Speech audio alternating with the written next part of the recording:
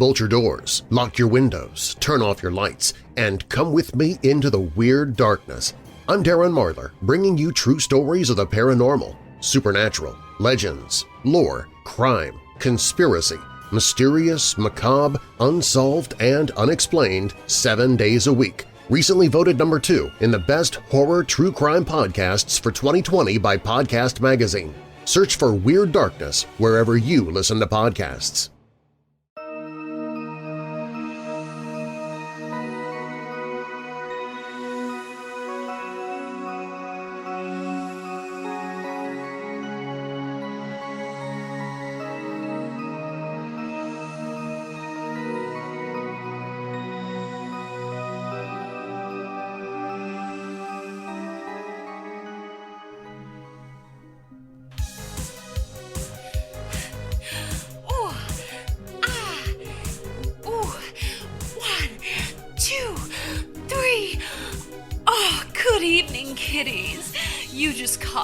One of my 1989 aerobic videos.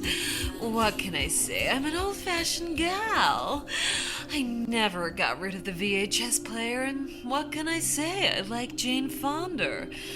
Whew, I tell you what, there's only so many butt clenches a woman can do. Know what I mean? Ugh. I'm trying to get fit this year. Although my body is in great shape, I realize exercise is good for the soul too, and it's way too cold to go outside. It's snowing here where I live, minus 10 degrees. Ugh, ice everywhere. I prefer to stay indoors. I can't get Reggie out of my bed. He's already eaten 2 of my silk pillows. So, on to the first story. Did you ever go to Disney World as a kid? Well, I bet this never happened to you. Hi, I'm Dan, and these are 2 unexplained things that happened to me in my life.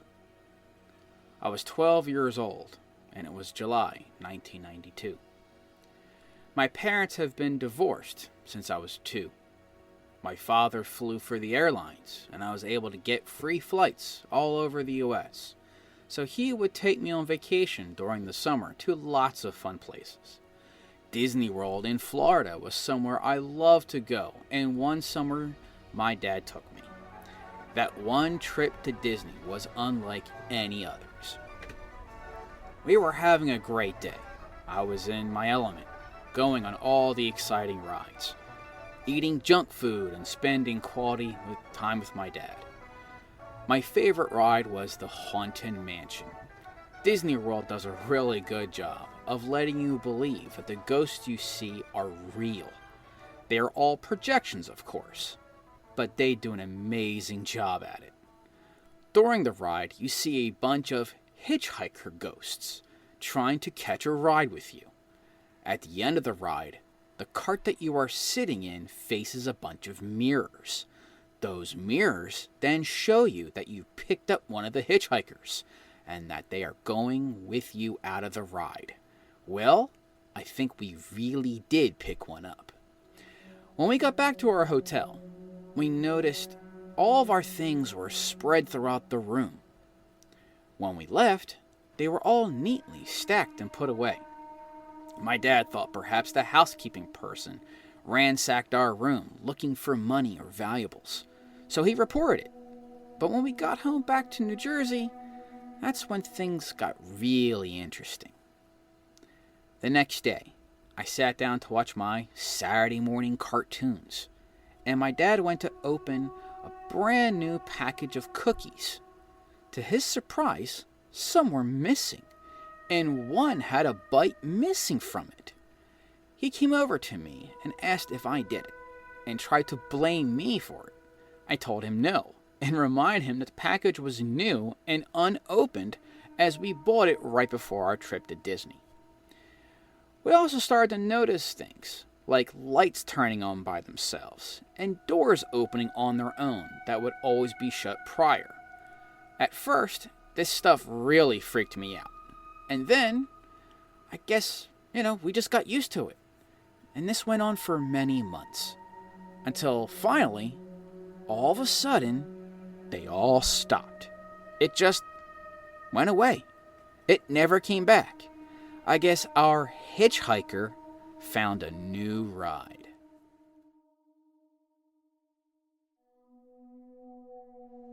When I was a young adult, my wife and I were planning a little trip to her grandmother's house for a visit. She didn't live too far away, and we had often went over there almost on a weekly basis. Ever since we were together, we were, very tight with her family. So we decided we were going to go to her house, and it was in the evening. So we headed out and started driving towards her house. Unlike, any other time. It was just a normal time. But we started to notice something. Shortly after we left the house, we noticed a bright light in the sky, just hovering there. Our area is full of planes and helicopters. We live right outside the city of Philadelphia, so there's tons of that kind of air traffic activity. So we easily thought it was one of them at first. But it didn't move. And it was really bright, brighter than a star. So I pulled over, and we both looked at it for a few minutes, trying to figure out what it was. Then, suddenly, it made some very fast, irregular movements, and darted off at a 90-degree angle, and then vanished. Growing up around planes with my father, as well as with him being in the Air Force, I knew that nothing man-made could move like that, and then suddenly disappear into thin air. It must have been a UFO of some sort, and it went into warp speed and left. Don't be afraid. Lock the doors, turn out the lights, and climb into bed. It's time for Hillbilly Dead Time Stories.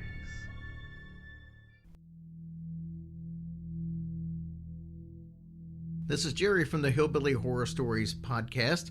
You just heard the intro to our new video series on YouTube, Hillbilly Dead Time Stories. I hope you'll check it out. If you're not really a video person, check out the Hillbilly Horror Stories podcast, where my wife Tracy and myself will give you a new story of the unexplained every week. You can check out the audio version of Hillbilly Dead Time Stories as a bonus episode every Wednesday.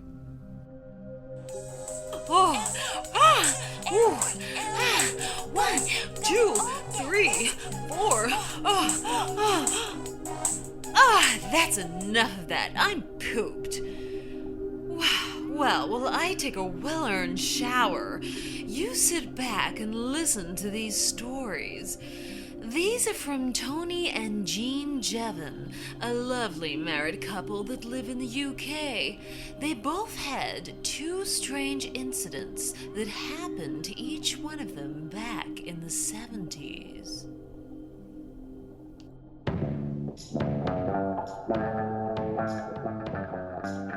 Hi, I'm Tony Jevon, and this is my story. I was living in Torquay, England in 1959. I was 17 years old and I was an apprentice plumber. I got together with a mate, Lawrence Hobbs, to form a band. There was Lawrence, the drummer, me on vocals, John, the rhythm guitarist, and Terry, lead guitarist. We also had various bassists that came and went, as bassists do. We were called Tony and the Orbits. We did covers of Elvis, Cliff, Billy Fury, everyone really, as well as standards and ballads. We started out in St Luke's Church Hall, Torquay, and went on to play in local hotels, the popular 400 Club and the Princess Theatre, which was newly opened then. We rehearsed twice weekly and acquired ourselves a manager, Trevor George, who was well known in the West Country. We got to be quite good and had a big following of fans. In the autumn of 1962, Trevor got us an audition for Opportunity Knocks with Hughie Green at the Princess Theatre. It was at the end of this audition that the incident occurred. We left the theatre quite late that night, and John was stuck for a lift home to Peyton, so I offered to give him a lift. He lived on a brand new housing estate. He hadn't lived there long, but it was no problem to give him a lift home. We listened to late night radio as we drove along. We talked about the audition and how much we hoped we would get the gig. It must have been about 11 p.m. when we turned into the council estate where he lived. As I drove along, I could see someone standing on the edge of the curb. He appeared to be of medium build, height. He was wearing a trilby hat, and his coat collar was pulled right up, and his hat was down low, so you couldn't really see any features on his face. He was mostly in the shadow, standing right under the streetlight. He was just standing there, staring across the road in front of him. He was right on the edge of the curb. I remember wondering what this guy was doing at this time of night. Was he waiting for someone? Was he just having a quick smoke? Although I didn't see him holding a cigarette. I knew he was going to step off the curb, and I said to John, "This guy's going to step out in the road." John wasn't listening. He was changing the station on the radio, so I eased the car into the crown of the road to avoid him, but it was too late. The guy stepped right out in front of the car. I hit the brakes and the fella went down. He was gone. I shouted, "I've hit him!" I looked across at John, who'd been launched forward in his seat from the impact of the sudden stop. There were no seatbelts in cars back then, and John had slammed into the front windscreen. He looked at me in shock and shouted, "Who? Hit who?" We both jumped out of the car and ran round the bonnet to the front. He wasn't there. We searched underneath the car and all around. Where was he? The man was nowhere to be seen. I could feel my heart pounding in my chest. The modern housing estate was well lit up, with street lamps everywhere with grassy areas. But the chap had disappeared. He'd simply vanished. There's no way he could have got up and walked away. We would have seen him.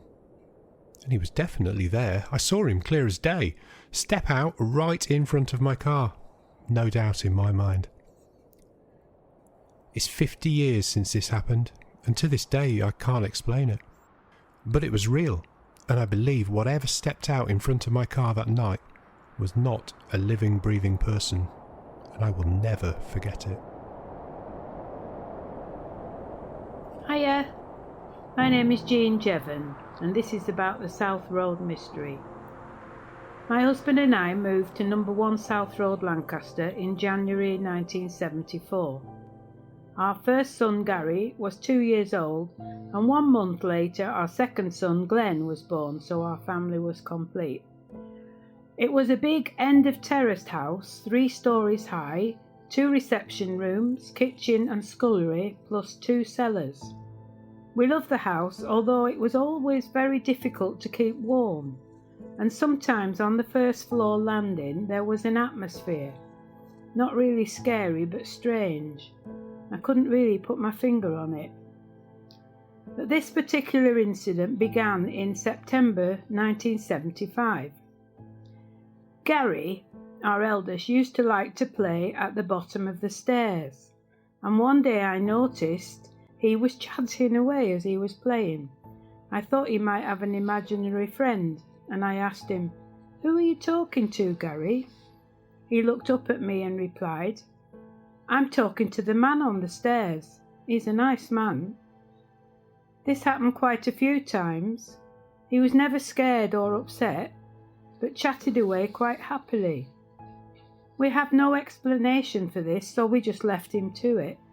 Something that happened each Christmas that we lived there was a letter addressed to a Mrs. Dodson arrived and then was duly collected by her. The letter would come, and then shortly afterwards she would knock round to collect it. Mrs. Dodson had lived in the property before us. We didn't mind her collecting this yearly envelope, and we never really questioned it. The last Christmas that we were there was 1976. When Mrs. Dodson came for the envelope, as she always did, I told her that we were going to move out shortly after the New Year, and I decided to finally ask her about the envelope. She told me the story. She had lived at our address with her husband Jackie for many years. One day Jackie had a massive heart attack. He fell down the stairs and unfortunately was dead when he reached the bottom. Every Christmas afterwards, she had received a card with money in it from an anonymous, grateful mother for the kindness Jackie has shown her children.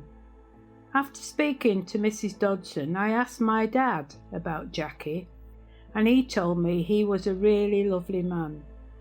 He spent a lot of time volunteering with poor families and children. So, perhaps Gary really did have a special friend on those stairs in Jackie.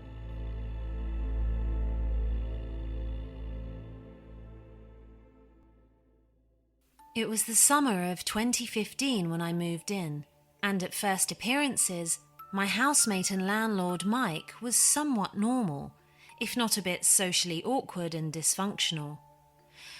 When I was signing the papers, he was adamant that I should never go into the basement, which I thought was a bit odd, but I really needed a place to stay and, well, people have their little quirks, so I just chalked it up to that at the time.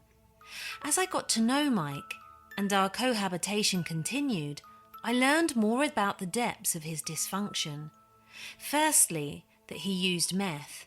Now, I don't automatically judge people based on vices, and I was surprised at the extent of his use. He was probably the first person I knew who used meth and balanced a full-time job, and enjoyed a decent amount of success.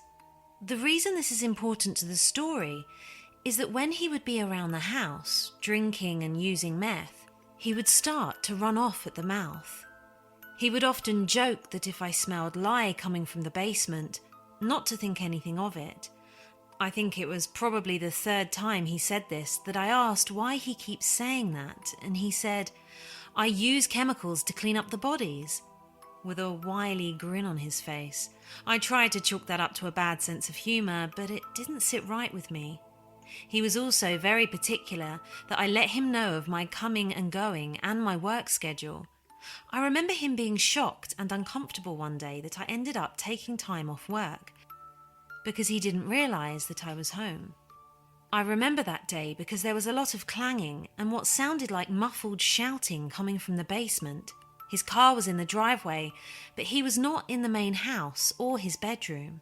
Other days he would play very loud music that bumped through the whole house. Sometimes he would even play NPR talk radio at those volumes. In retrospect, I think he might have been trying to mask sounds. He would make remarks about sex workers saying, "You can do whatever you want. You can choke them or beat them to death and nobody cares." I took exception to this. I told him I thought that was messed up. But when he would get tweaking, he'd always come back around to alluding to the same kind of violence. Talking about how he was a normal white guy who owned a house and had a good career, so the police would never suspect him. At this point, I started to think that it had gone too far to simply be a joke. I was in a weird position because money was tight at the time and my options were few. I tried to convince myself that even if he is messed up, he is probably just engaging in outward fantasism. I knew that he would acquire the services of sex workers on occasion, but again, I didn't judge that activity at face value, but started becoming concerned. Then, at one point, when I was doing laundry, I caught whiffs of decomposition. The house we were in was in southeast Portland. It was relatively new. Having grown up in upstate New York, I know that animals can be trapped in walls and die, but this was the garage, and there were no animals scurrying in the walls. This was strange and telling to me. I considered carefully what I would do and decided I would confront him about the smell. I decided to pose the question in a somewhat suggestive way by expanding on his jokes. I told him that he needs to do a better job cleaning up the bodies because I smell decomposition from the garage. I will never forget his reaction. His eyes widened and he shot me a sharp glare, somewhere between fear and anger. He stumbled over his words and eventually responded, "What? Really?" I said, "Yes, really." And there was a few seconds of awkwardness before he said, "Thanks for letting me know," and promptly went into his bedroom and shut the door. A few days after that, he went into the upper crawl space in the garage while I was again doing laundry. He called for me and was trying to convince me to come up into the crawl space. My body locked up, and it was like my instincts were screaming at me that if I went up there, I would not come back down. I gave some excuse that I can sparsely remember that I had to be someplace, packed up my laundry, threw it in my room, and left. He spent a lot of time in the padlocked basement without a doorknob. The only way in was through the backyard. I wish I would have gone down there in retrospect, to either confirm or dismiss the suspicions once and for all. In the last couple of months I had lived there, I was privy to more graphic comments about women and sex workers, explicit talk of sexual violence, and he was using more and more. He once showed me a video he made. He is a graphic designer and artist as well, which featured heavy bondage themes, interspersed with distorted audio of women screaming, and this strange leering figure in a plague doctor costume. It was one of those situations where any of those things alone may be explainable, but as they accumulated, it became suspicious to me. It was October of 2016 that I left there. A mix of feeling called to action and having nothing to lose as I wanted to get out of that house in the worst way. My last night there, I didn't give notice that I was leaving. He was drinking and tweaking again, starting in the same conversation, loosely describing murder and sexual violence in the tone of some sort of edgy joke. I told him he would be caught eventually, not even holding back my suspicion anymore. He reiterated that he was the last person police would suspect and asserted that they couldn't catch him. He said this in a very serious and concise way, dropping the pretense he had been using before. I left the next morning. This haunted me for months, then a year and a half. I felt as though I hadn't done anything. The guilt was eating away at me, so I called Portland Crime Stoppers and put in an anonymous tip describing what I had described here. When I did, the operator started going back and forth, putting me on hold because the call had quipped the interest of the police sergeant who was assigned to the call centre. So they were asking me detailed questions about his vehicle, his house, the methods he described. It seemed like they took interest. I gave them as much information as I could remember and left it at that, feeling just a little bit better that I had at least tried to do something about it. Fast forward to recent times, I told my mother about all of this and she became interested, asking what house this was, and she ended up pulling it up on G-Maps. She put up the street view and I noticed that there was a large enclosed trailer in the driveway that wasn't there when I was. I could theorise why it might have been there, but cannot put together a practical reason for it, or why he'd be using it, unless he was moving or using it to haul things to discard. Admittedly, that is pure conjecture, but I couldn't help but wonder. I doubt that I will ever get closure, or have my suspicions validated unless he finally does get caught and arrested, and I read about it. I have grown up poor and been around the lowlife a lot. I've interacted with many sketchy and unsavoury people in my time, but none of them have ever made the impression that Mike made on me. Make of it what you will, but I hope I will never meet him again.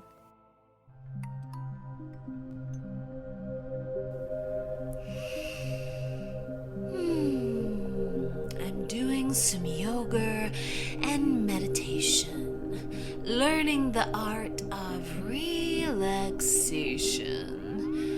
Oh, darn it. Hold on. Hello, Deadly Debbie residents. Oh, Mother, it's you. Yes, Mother, I did. No, Mother, I'm not. Oh, how many times? Yes, see you next week. And don't forget to take your false teeth out tonight. You nearly choked on them last week.